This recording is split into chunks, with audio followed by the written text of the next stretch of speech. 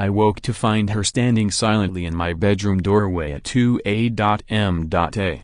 Clipboard in hand, measuring tape draped around her neck like a hangman's noose. The president of the HOA had broken into my home under the pretense of conducting an emergency inspection. Her reason? She needed to verify whether my curtains were up to code. She had finally crossed the line, but what she didn't realize was I'd been waiting for this. Her twisted obsession with control had just set the stage for her downfall.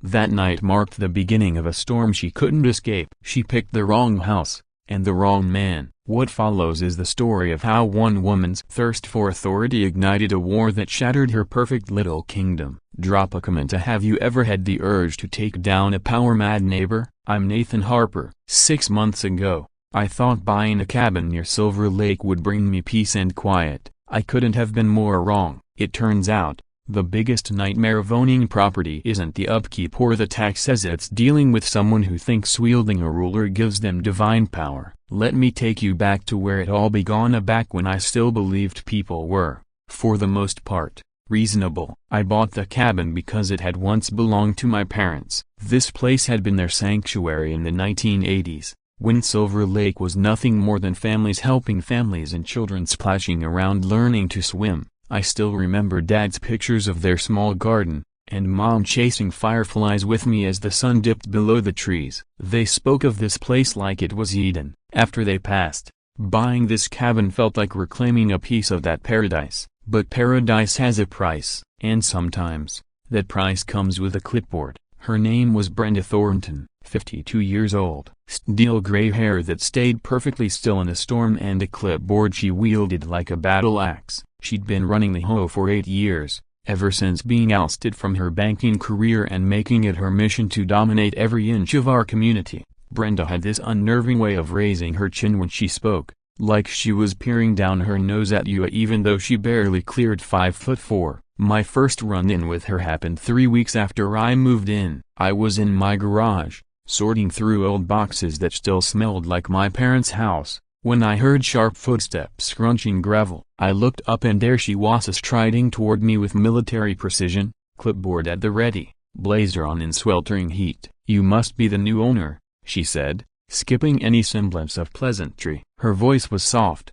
almost sweet, but there was something behind it, something icy. "I'm Brenda Thornton, HOA president. We need to address several violations." I froze, still holding one of my mom's old flower pots. "Violations? I've only just moved in." She flipped through her clipboard with mechanical precision, rattling off rules like a priest reciting scripture. "Your garbage bins are 6 inches outside the designated zone. The grass in your side yard measures 2.75 inches. Our standard is 2.5, maximum. And that hose by your front steps creates visual clutter from the street." I stared at her, waiting for the punchline. When none came, my fingers clenched tighter around the pot. "You're seriously measuring my lawn with a ruler?" "I take community standards very seriously, Mr. Harper," she replied, with that same chilling calm. "Excellence depends on attention to detail, and everyone must comply. No exceptions." She handed me a formal notice: "You have 72 hours to make the changes, or it'd be $50 a day per violation." That night, I called my buddy Mike in Denver. I told him about Brenda and her clipboard, expecting a laugh. Instead, he went quiet. "Man, you've got a little dictator on your hands. They're everywhere. Give them an ounce of authority, and suddenly they think they're running a country." My advice? Fix the issues. Stay under the radar. Don't give her any ammunition. So I did. I aligned the garbage bins down to the inch, trimmed my lawn to exactly 2.5 inches, hid the garden hose like I was smuggling contraband. I figured that would be the end of it. 2 weeks later, another notice showed up. This time, it was in my mailbox. Brenda claimed its paint was rustic walnut when it was supposed to be classic chestnut. You'd need an electron microscope to tell the difference, but somehow, her bionic vision picked it up. That's when I started paying closer attention to what was really happening at Silver Lake. Brenda wasn't enforcing rules. She was instilling fear. Neighbors literally ducked behind curtains when she walked by. The community bulletin board looked more like a war room papered with restrictions no one remembered approving. People whispered about fines, about families forced to sell and leave, But the final straw came when I overheard her at the mailbox center, her voice as sugary and sharp as ever. She was talking to Sophie Brooks, a young marketing professional new to the HOA board, one of the few who still believed in fairness. The planning department had signed off on everything, Brenda claimed, as she even had the documents to prove it. 99 new housing units, full municipal approval. Construction was slated to begin in the spring. According to her, the development would send property values soaring once the entire community was transformed. Sophie looked stunned, her brow creased as she hesitated. "Didn't everyone vote against expansion last year?"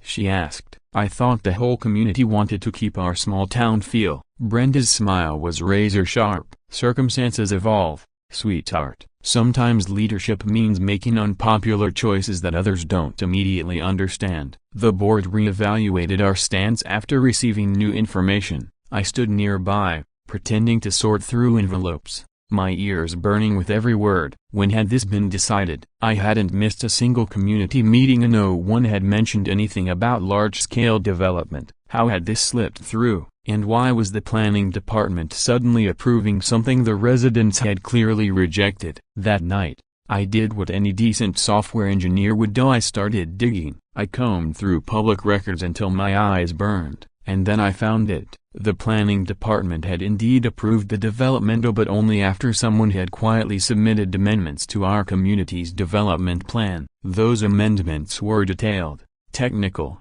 and suspiciously well-informed. They required intimate knowledge of municipal law and financial structuring. In other words, someone with a banking background and a talent for manipulation. It didn't take a genius to figure out who. I sat alone in my living room, holding an old photo of my parents in their garden. My dad had one arm around Mom, both of them smiling, dirt on their hands, joy in their faces. This cabin wasn't just real estate. It was the last living piece of their world, the only place where their memory existed in more than just photographs. My hands trembled as I set the photo down. Outside, the lake mirrored the fading daylight, but even that view, the same one my parents had loved, felt like it was under siege. Somewhere in the distance, I heard the rumble of machinery being delivered to the new construction site. Soon, Brenda's concrete empire would start rising out of the soil like a tumor. And that's when it hit me: some things are too sacred to let go. Some places are worth defending. Some memories are worth fighting for. And sometimes, the only way to stop a tyrant is to become the storm they never saw coming. That night, I began planning. Security cameras were the logical first step, but my mind, already buzzing with grief and rage, started concocting something far more elaborate, more creative, more disruptive. Revenge,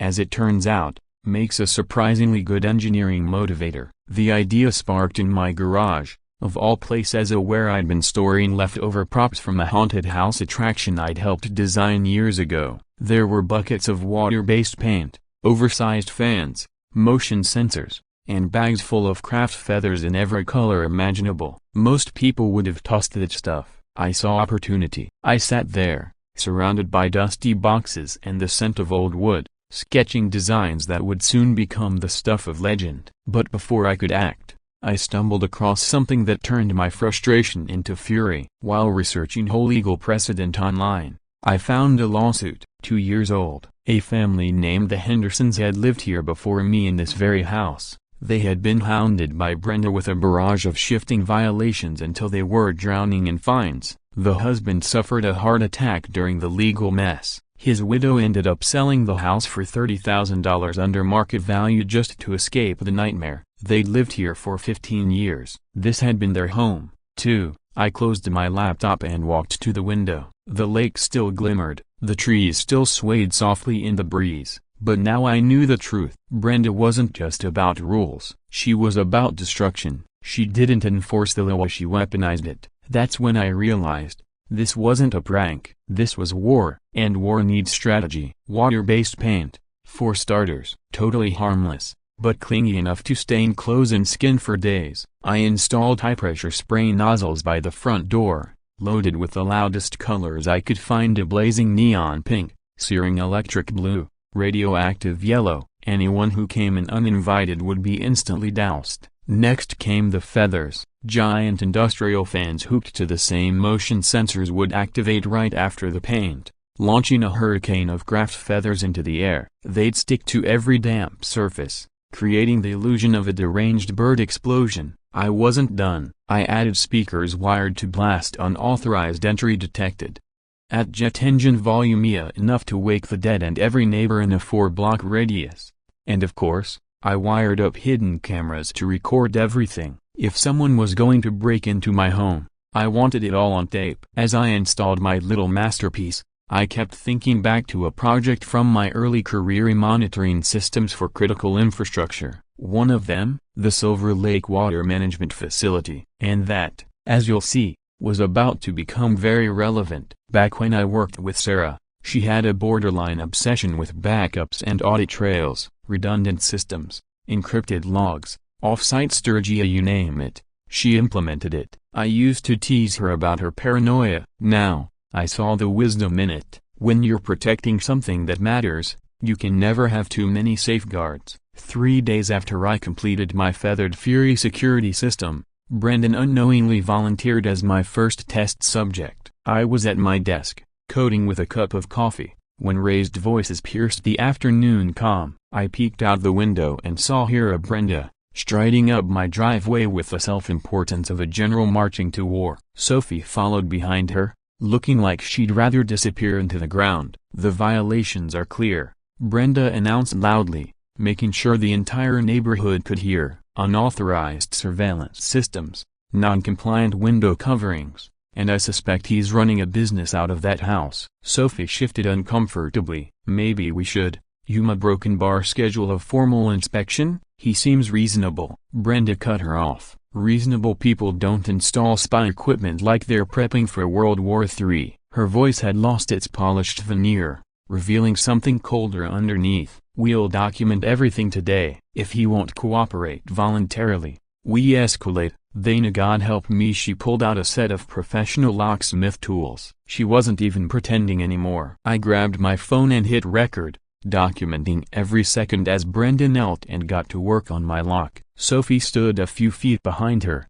looking increasingly queasy. "Are you sure this is legal?" Sophie whispered. "Emergency inspections fall under HOA authority when we have reasonable suspicion," Brenda replied without looking up. "I've reviewed the regulations thoroughly." 5 minutes later, the lock clicked. Brenda stood up, satisfied, and pushed my front door open. What followed was poetry. The motion sensor caught the movement immediately. First, the paint. 3 vivid jets, electric pink, eye-searing blue, and sunburn yellow, fired directly at chest level, drenching her in fluorescent horror. Brenda stumbled back, gasping, as the high-powered fans roared to life. Feathers, thousands of them, launched into the air in a swirling cyclone of chaos. White, rainbow, metallic, they clung to every inch of wet paint, turning her into something between a molting peacock and an abstract art disaster. Then came the audio. "Intruder alert. Unauthorized entry detected." The speaker's booming voice echoed across the lake,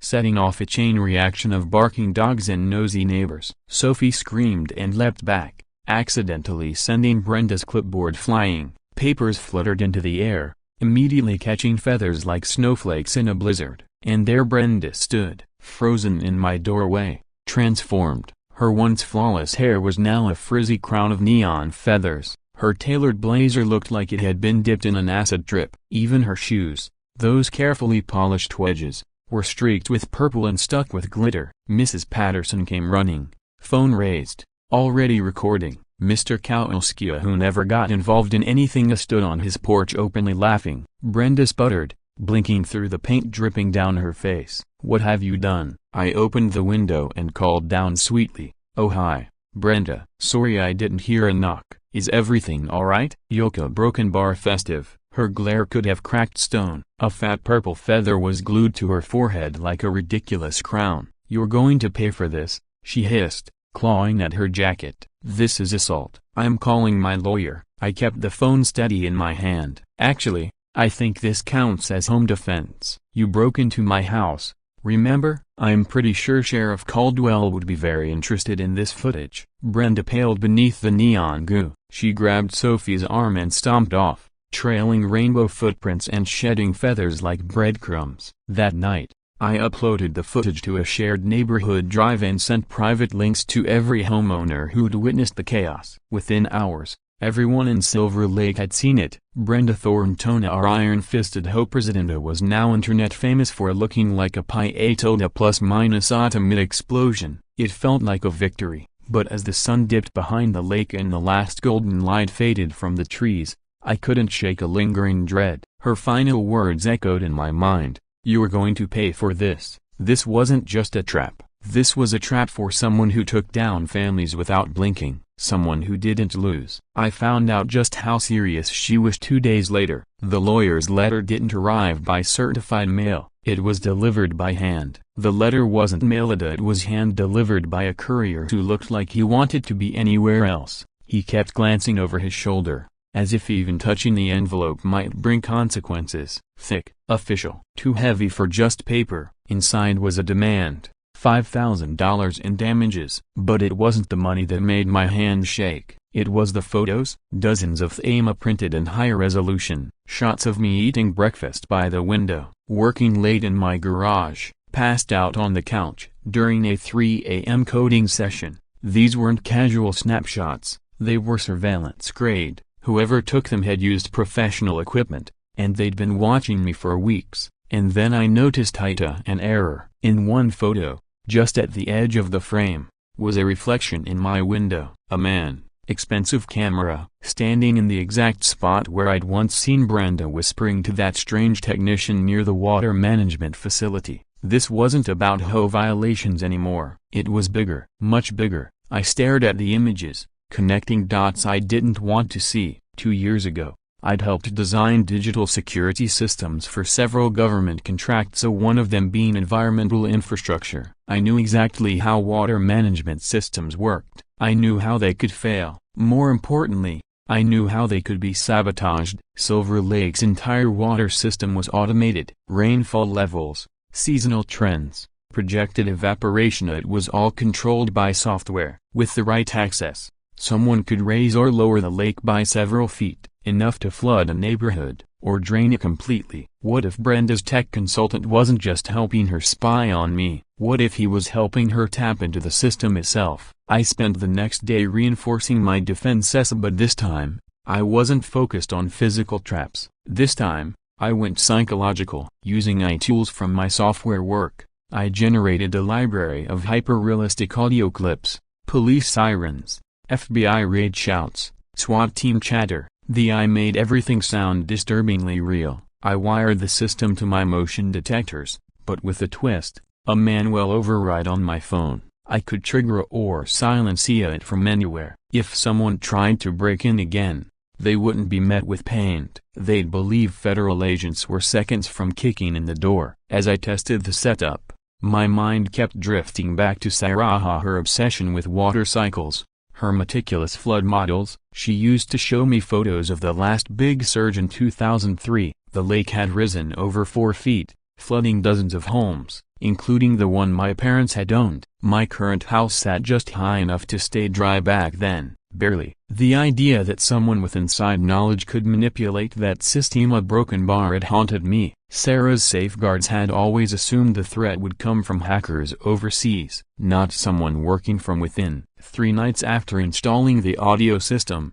I got my field test. I was up late when I spotted flashlight beams outside. 2 figures moving tactically. One took the front path, the other flanked toward the back. Even in the dark, I recognized Brenda's posture, rigid, determined. This time, she brought help and they'd come prepared. Through my cameras, I saw him clearly, the same man from the lakeside, the consultant. He carried scanning gear, no doubt designed to disable my motion sensors before they triggered anything messy. They'd adapted, learned from their mistakes. I watched as the tech swept my walls, searching for devices. Brenda moved methodically to the door, now using a more advanced lockpicking kit than the last time. They communicated silently, efficiently. Professionals. I waited until they were both perfectly positioned. Then I tapped my phone. Speakers exploded with sound, sirens, screaming. FBI, this is a raid. Exit the building with your hands up.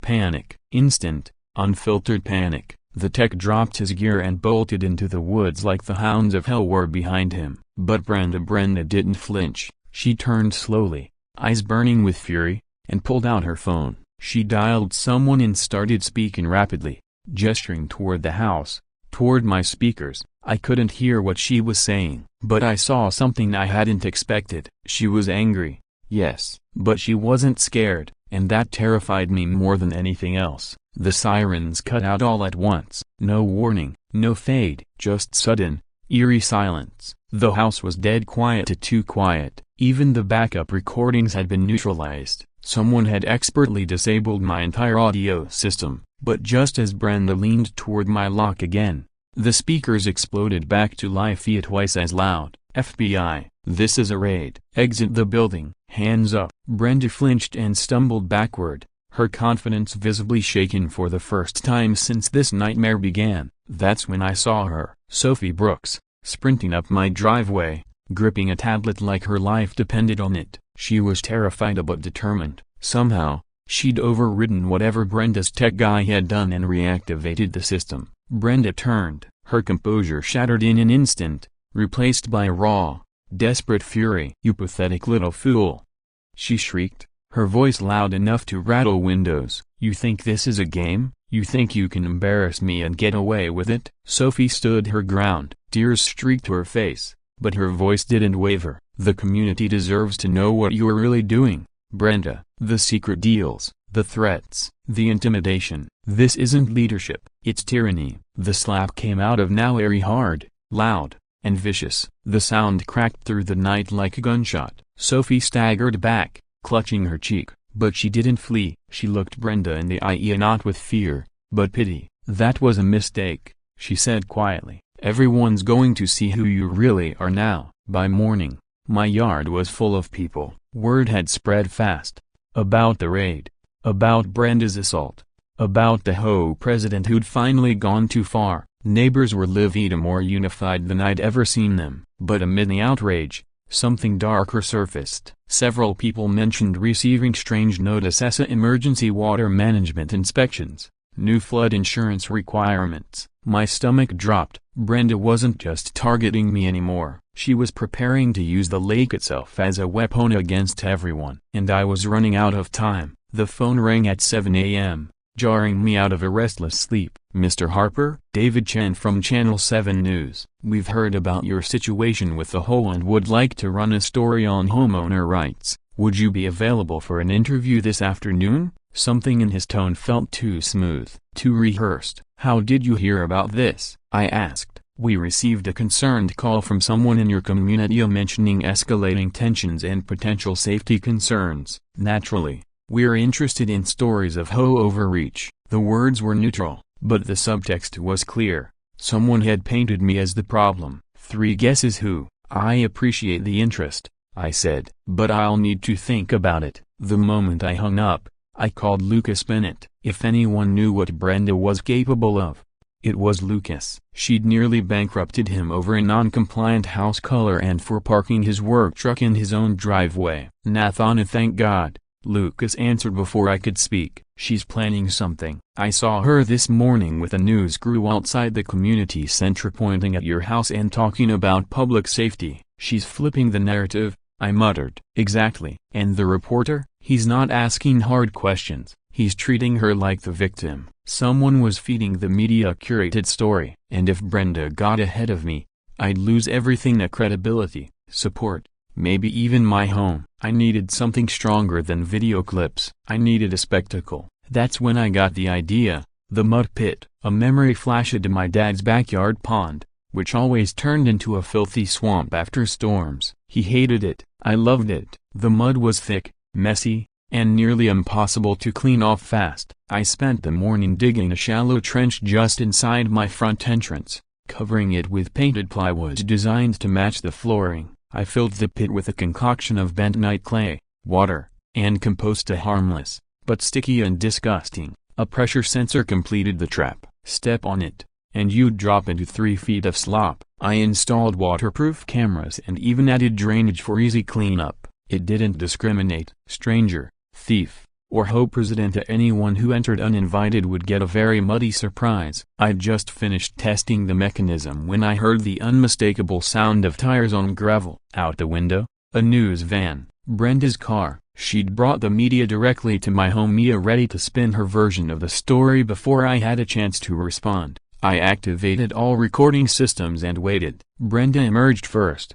wearing a crisp blazer and an expression of righteous indignation. The reporter followed, a mid-30s, sharp features, holding a notepad. A cameraman trailed them, already filming. Brenda raised her voice, loud enough for the cameras in half the street to hear. As you can see, the situation here has become dangerous and unstably broken. Brenda's voice rang out for the cameras and anyone in earshot. Mr. Harper has turned his property into a surveillance fortress. Cameras, electronics. Clearly this isn't someone who wants to be part of a peaceful community. The reporter nodded, jotting notes, his expression one of professional concern. And you mentioned acts of vandalism? He asked. Multiple unprovoked attacks using dangerous mechanical devices, Brenda said, brushing her hair with a dramatic flourish, as if reliving the paint and feathers. I've involved legal counsel. I genuinely fear for my safety and the safety of others. I watched as they approached my door, Brenda gesturing like she was narrating a crime documentary. The cameraman kept the lens trained on my house, framing it like a villain's lair. Let's see if Mr. Harper is willing to comment, the reporter said, stepping toward the doorbell. But Brenda stopped him, hand on his arm. No need, she said. As HOA president, I have emergency inspection authority. Legally, I can enter any property to ensure community safety. The reporter hesitated. Is that a broken bar legal? Absolutely, Brenda said, all false confidence. HOA emergency powers are very clear when safety is involved. It was a total fabrication, but with the way she pulled out professional lockpicking tools, you'd think she believed her own lies. I watched, stunned, as she picked my front door lock. On camera, it took a few minutes, but she got it open and turned back to the reporter with a smug grin. Now we'll see what kind of dangerous contraptions he's hiding in here. She took one step inside. The false floor gave way with a loud crack. Brenda vanished into the mud pit with a splash that sprayed the walls. The cameraman, bless him, kept filming without missing a beat as she flailed in the thick, clinging brown mess. Her blazer and hair were instantly soaked in the sludge. She tried to scramble out, but the walls were too slick, the mud like glue. What the question mark, the reporter blurted, frozen, realizing this wasn't the story he'd planned to tell, but it was definitely better television. Brenda finally managed to grab the edge and haul herself out, looking like she'd lost a wrestling match with a chocolate fountain. Mud dripped from her arms, her face, her eyelashes. The mask of control was gone. Only rage remained. Turn off that camera, she screamed. Too late. The footage was recorded, and from the grin on the cameraman's face, he had zero plans to delete it. The reporter looked almost gleeful now. Ma'am, I think we need to talk more about HOA procedures and property access laws. Brenda stared at him in horror, realizing the story had flipped completely. She'd just handed the world video evidence of herself breaking into my house and falling into a literal trap of her own making. That night, the segment aired under the headline, HOA President Falls into Homeowner's Trap. The video went viral. Brenda climbing out of the mud, covered head to toe, screaming at a camera. It was internet gold. Everyone was laughing.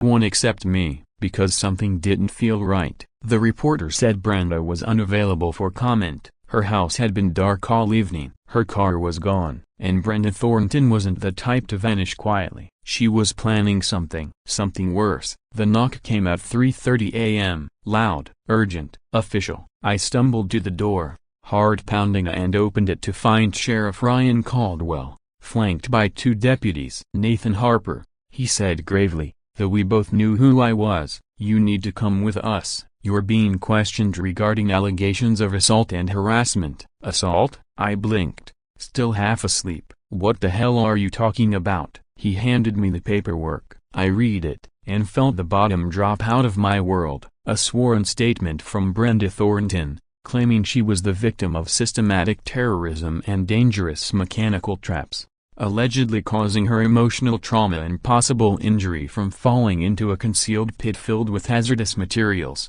She says you've been recording her without consent, Caldwell added, posting footage online to humiliate her. There are also audio clips of you making threatening statements. I could barely see the text. My vision swimming. Sheriff, a broken bar. She broke into my house. That was self-defense. She's been harassing me for weeks. You'll have a chance to explain, he said, not unkindly. But for now, I need you at the station. As I sat in the back of the patrol car, watching my neighborhood fade into the darkness, I realized something cold and terrifying. This was exactly what had happened to the Hendersons, the family who lived here before me. Brenda had destroyed them, not with violence, not with force, with legal manipulation, with lies, paperwork, and just enough truth to make her look like the victim. And now it was happening again. Only this time, I was the target. Brenda had done it before, real weaponized fake evidence until her victims had no choice but to sell everything and disappear. At the station, Sheriff Caldwell sat me down and showed me the so-called evidence. The videos were spliced and polished, expertly edited versions of my own security footage. Any shot of Brenda breaking in had been surgically removed. What remained painted a different picture: her calmly approaching my door, followed by a sudden, unprovoked attack from a dangerous and unstable homeowner. It was bad, but the audio recordings were worse. They were phone calls to conversations between me and someone I didn't recognize. My voicey and undeniably Minia saying things like, "We'll teach that woman a lesson she'll never forget. She's gonna pay for messing with me." I hadn't said those words, but they sounded real. "Sheriff," I said, my hands trembling, "this is all fabricated." The audio I generated. Someone cloned my voice, and the footage is heavily edited to hide the truth. Caldwell leaned back in his chair, studying me with the calm scrutiny of someone who'd seen it all in 2 decades on the force. "That's some pretty sophisticated work," he said. "You're telling me a retired bank manager has the skills to fake voice recordings and edit surveillance footage like this?" "No," I said, "but she's not acting alone. She's working with someone who does." I told him about the tech consultant I'd seen with Brenda, about the private meetings, the strange activity near the water facility, and the possibility that she had backdoor access to infrastructure systems. I also mentioned the sudden approval of 99 new homes and her stake in projects. That got his attention. He grabbed a notepad and started firing off questions: dates, locations, names. He took notes quickly but carefully. When I finished, he sat in silence for a long beat. "Nathan," he said, "I'll be straight with you. Brenda Thornton has been a thorn in this town's side for years. She files non-stop complaints, bullies residents over minor violations, and runs the whole like her personal fiefdom. But none of that is illegal." He looked me dead in the eye. "What you've been doing is setting traps, building devices that could be illegal." "So what now?" I asked. "Now," he said, "we investigate. I'll need every unedited video, every message, and a full timeline of interactions with Miss Thornton. If these recordings are fake, we'll prove it." Then he added, firmly, "No more traps. Whatever this is, let me handle it." I was released with a formal warning: stay away from Brenda. Take down the surveillance equipment. Walking out of the station into the early morning air, I felt a broken bar broken. Somehow, she had flipped the narrative. I was the villain now, the paranoid recluse terrorizing the neighborhood. But something Caldwell said kept echoing in my mind: she's been filing complaints for years, a broken bar running her own kingdom. What if it wasn't just about control? What if it was about money? That afternoon, I finally did what I should have done weeks ago. I investigated Brenda Thornton's financial history. What I found chilled me to the bone. She hadn't retired early from banking. She'd been quietly pushed out after an internal investigation into suspicious account activity. No formal charges, no headlines, just a sudden departure and an unusually generous severance. When she arrived at Silver Lake, she wasted no time. Within a year, she'd maneuvered herself onto the HOA board. Then one by one, the other members resigned or were forced out until Brenda was the sole authority. A one-woman regime. Under her leadership, the HOA's reserve funds had ballooned, but the accounts were structured strangely and nestled inside shell corporations, all with Brenda as the only signatory. The real bombshell came when I started cross-referencing Every time she imposed an emergency assessment on residents claiming urgent repairs or safety upgrades as a large amounts of money shifted between accounts. The paper trail was messy, but I followed it far enough to see where it went. Private investment portfolios. Brenda had been embezzling funds for years, using the HOA as a front, manipulating fees, laundering money into personal ventures. The new housing development, that wasn't about growth, it was about burying financial misconduct under a mountain of bureaucratic distraction. But one question remained: how did she pull off the technical side? Forging AI-generated audio, professional video edits, infrastructure sabotage. That kind of expertise wasn't cheap and it wasn't easy to learn on your own. The answer came later that day. That evening, I got a call from Sophie. Her voice was tight, shaking with fear, or maybe fury. "Nathan," she said, "I need to tell you something. Brenda's been paying a tech consultant as someone who used to work for the county water department. He's been creating fake evidence and tampering with the lake's control systems." I sat up straight. "What are you saying?" "I overheard them talking about flooding your property to force you to sell." The room felt like it dropped 10 degrees. "Sophie, how do you know all this?" "Because I've been recording our home meetings for months. I've got hours of audio of her making threats, scheming, coordinating with that consultant." "Know about the recordings?" Her voice dropped. "Nathan, she's not just trying to drive you out, she's planning to vanish. I heard her booking flights to a country with no extradition treaty." Suddenly, it all made sense. Brenda's escalating aggression, her high-level technical help, her recklessness. She was about to cut and run with as much stolen money as she could carry. "We have to get this to Sheriff Caldwell," I said. "I agree, but Nathan, if she's activating the flood protocols tonight, your house could be underwater by morning. And once it is, there'll be nothing left to prove what really happened." I glanced out the window. The lake looked peaceful, serene, even, but under that surface were the intake valves, pumps, and drains controlling our entire ecosystem. By dawn, if Sophie was right, everything my parents left me, my home, my historia, would be gone, unless I stopped her first. My hands trembled as I ended the call, but this time, it wasn't fear, it was resolve.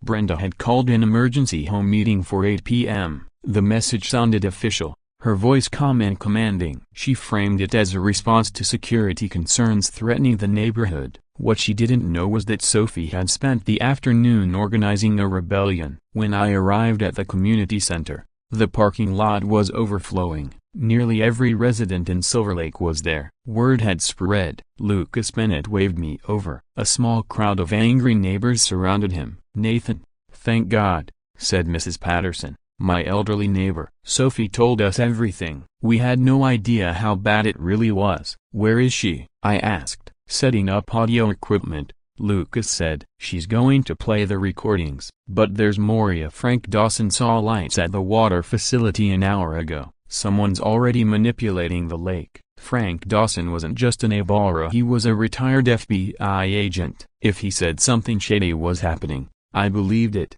Before I could respond, Brenda made her entrance. She strode into the center like a trial lawyer ready for war, a blazer sharp, briefcase bulging with evidence, her expression cold and unyielding. "Thank you all for coming on such short notice," she began, positioning herself at the front. "We are here tonight to address a growing danger in Mr. Nathan Harper." She opened her briefcase, laying out photos, documents, and what looked like official complaints. "These images show illegal booby traps set by Mr. Harper, and the audio you're about to hear proves his intent to harm this community." She reached for the sound system, but then Sophie stood. "Actually, Brenda," she said, "I think the community should hear a different set of recordings first." The tension snapped like a wire. Brenda froze, her expression sliding from surprise to fury. "Sophie, you are completely out of order. Sit down." "No," Sophie said, her voice steady but loud enough to carry. "I've been sitting down for too long. People deserve the truth." She tapped her tablet. Brenda's voice flooded the room.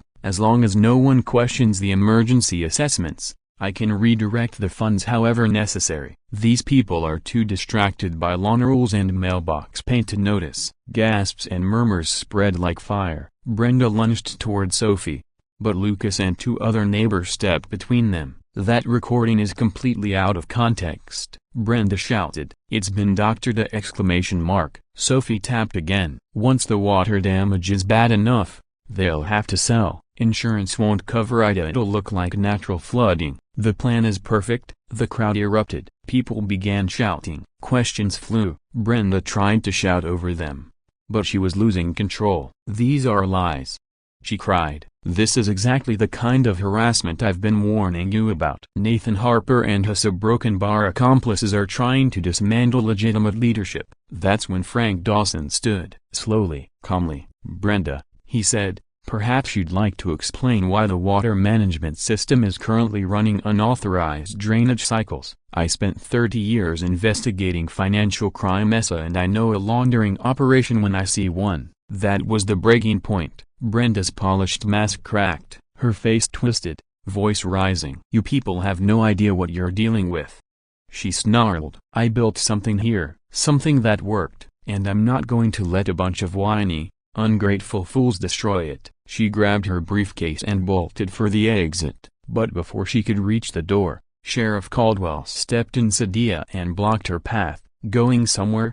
He asked. Brenda? Sheriff Caldwell asked, his voice calm but unmistakably firm. She clutched her briefcase tighter. I have a flight to catch. I'm afraid that won't be happening, he said. We've been monitoring your communications since this afternoon. There are serious concerns about financial discrepancies in the HOA's accounts and even more serious questions about unauthorized access to municipal water systems. Brenda looked around the room like a cornered animal. Her bravado was slipping fast. You can't prove anything substantial, she snapped, but her voice lacked the iron certainty it used to carry. Sheriff Caldwell gave a quiet, satisfied smile. Actually, we can. That water facility you've been tampering with, it logs every access attempt, every setting change, every authorized user. It's all documented. Turns out, when you look closely, things come into focus pretty quickly. He reached for her wrists and cuffed her as the room watched in stunned silence. Brenda made one last desperate attempt to regain control. This is a setup, a coordinated smear campaign. You're making a huge mistake. Without me, this community will collapse. Laughter broke out. A genuine, unanimous. Mrs. Patterson leaned forward with the kind of clarity only agent experience provide. Honey, she said, this community was falling apart because of you. We'll be just fine now. Brenda turned back one last time as Sheriff Caldwell guided her to the exit. You'll all regret this, she said. But even she didn't sound convinced. The investigation that followed revealed everything. Brenda had embezzled nearly $200,000 from HOA accounts over 8 years. She used fake contractors, inflated maintenance costs, and buried transactions in legalese no one was supposed to read. The proposed 99-house development? Just a massive kickback scheme disguised as community growth. But the worst of it was her manipulation of the lake. She had quietly raised and lowered water levels to damage specific homes, driving families out and selling their properties below market value to developers who, in turn, paid her under the table. 3 months later, Silver Lake Retreat held its first truly democratic home meeting in nearly a decade. We elected a board, a real one, transparent, accountable. We passed strict rules limiting presidential powers and established mandatory financial audits. The 99-house proposal was unanimously rejected. As for me, I dismantled every trap and prank I'd rigged. The paint and feathers, donated to a local elementary school's art program. My home by the lake is quiet now. No more hosepies measuring my lawn. No more warnings about mailbox colors. No more war. But I kept one thing. Brenda's old measuring stick. It hangs in my garage now like a trophy. Some battles are worth fighting, some memories are worth protecting, and sometimes a broken bar justice actually wins. 6 months after Brenda's arrest, I was sitting on my porch, watching the sun spill gold and crimson across Silver Lake, when Sophie knocked on my door. She was holding a bottle of wine and wearing a smile I hadn't seen in a long time, an unburdened one. I thought you might want to celebrate, she said, placing the bottle on the table. What happened? The state attorney general just called. Brenda pled guilty to all charges. 5 years in prison. Full restitution ordered. I leaned back in my chair, letting the breeze carry the news across the porch. For the first time in months, I felt peace, genuine peace. 5 years, I said. Feels light for everything she did. Maybe, Sophie replied, settling into the seat beside me. But get Thesa, she's already trying to organize the other inmates, writing them up for messy cells, drafting bylaws. She's trying to start a prison HOA with herself as president. I couldn't help it. I laughed hard. Some people really never learn. The guards think it's hilarious, Sophie said. They've got a folder called the Brenda Collection. It's where they keep all her ridiculous complaints. We sat in comfortable silence for a while, watching the lake reflect the fading sky. The water levels were back to normal now, maintained by professionals who served the public instead of exploiting it. The bulldozers were gone. The wildflowers were blooming again where concrete was supposed to go. You know what I've been thinking about? Sophie said, eyes on the lake. That night when everything came out, I kept waiting for someone to thank you, but no one did. I shrugged. I didn't do it for thanks. I did it because someone had to. She turned toward me, her voice quiet, but sure. Exactly. That's why I wanted to talk to you. The board voted unanimously to offer you a position, Sophie said, handing me a folded letter. We could use someone who understands that leadership means protecting people, not controlling them. I watched a family of ducks glide across the lake, the water glowing with the last amber light of day. 6 months ago, the idea of getting involved in community politics would have made me break out in hives. Now, after everything we've been through, it felt less like a duty and more like a calling. What exactly would the position entail? I asked. Community liaison and security oversight, Sophie replied. Basically, you'd be our early warning system if anyone tries to pull another Brenda Thornton. And you'd help new residents understand their rights and make sure no one ever gets bullied into silence again. I thought about the Hendersons, the family who lived in my house before me, driven out by Brenda's targeted harassment. And I thought about the others who suffered quietly, too afraid or isolated to push back. I'll do it, I said, but only under a few conditions. No secret meetings, no one-person rulemaking, and absolutely no measuring grass with rulers. Sophie laughed. Deal, though I'll miss the drama of your elaborate security traps. Trust me, I said, grinning. So will I. But I donated everything to Jefferson Elementary's drama program. They're putting on Home Alone, the musical, next spring. Please tell me you're not in charge of special effects. I'm consulting, I said, purely for safety. As the sun dipped below the tree line, shadows stretched across the water. I found myself thinking of my parents, of the stories they told about Silver Lake's better days, when neighbors helped one another instead of hunting for violations. Maybe that version of community sounded quaint now, but it was worth fighting for. There's something else, Sophie said, pulling a folded sheet from her pocket. Lucas Ben tasked me to give this to you. I opened it. It was a hand-drawn map of Silver Lake Retreat. Every house was labeled, and not with addresses, but with the names of the families who lived in them, and little notes about what made them special. Mrs. Patterson's place read, grows prize-winning roses. The Kowalskis, best pierogi in 3 counties. My house, protects the community. He's calling it the Good Neighbor Project,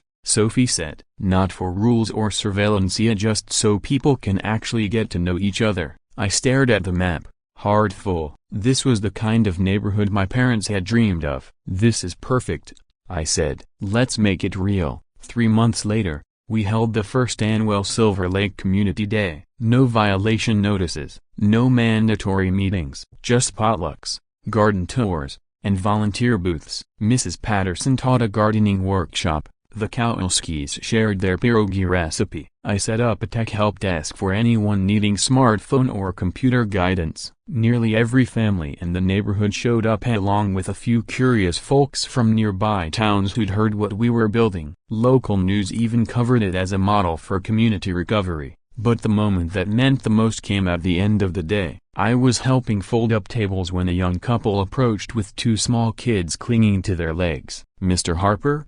The woman said. We just wanted to say thank you. We moved here last month, and people told us what this place used to be like. Honestly, we were scared to buy a house here. But now a broken bar, this feels like the kind of place where we actually want to raise our kids. I looked around at neighbors chatting, kids chasing fireflies, someone strumming a guitar near the lake. The same lawn Brenda used to obsessively measure was now filled with laughter and bare feet. My parents' dream of Silver Lake, a place where people looked out for one another, was alive again. That night, I sat on the porch with a cup of coffee and an old photo album. One picture showed my parents in their garden, covered in dirt and grinning like fools. For the first time, that image didn't make me sad, it filled me with something else. Pride. I hadn't just protected a house, I'd helped protect a way of life, one built on connection, not control. My phone buzzed. Sophie, emergency home meeting tomorrow night. Someone's grass is exactly 2 3/4 inches high. We need to determine if it qualifies as a community crisis. I laughed and texted back,